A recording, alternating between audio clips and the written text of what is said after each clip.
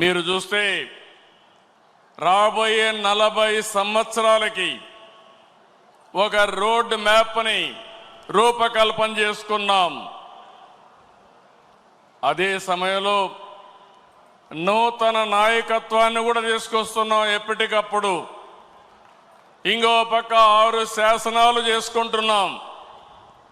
ఈ 3 కలిపి ముందుకు తీసుకుపోవాల్సిన బాధ్యత మనందరిది. ఎప్పుడు కూడా నాకు తెలుగు జాతి నెంబర్ 1. నా జీవితంలో తెలుగు జాతి కోసం మళ్ళీ అంటూ ఒక జన్మ ఉంటే తెలుగు గడ్డపైనే పుడతానని మరొక్కసారి మీ అందరికీ విజ్ఞప్తి చేస్తున్నా.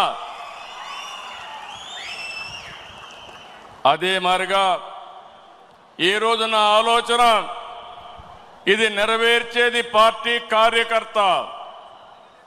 అందుకే కార్యకర్తే అధినేత. మీరే నా హైకమాండ్ కూడా, మీరే సుప్రీం కూడా. ఇది పార్టీ సిద్ధాంతం అని మరొకసారి విజ్ఞప్తి చేస్తున్నాను. వేదిక పైనుండే నాయకులు కానీ మీరు కానీ అందరం గుర్తుపెట్టుకోవాల్సింది, పార్టీకి సాధారణ కార్యకర్త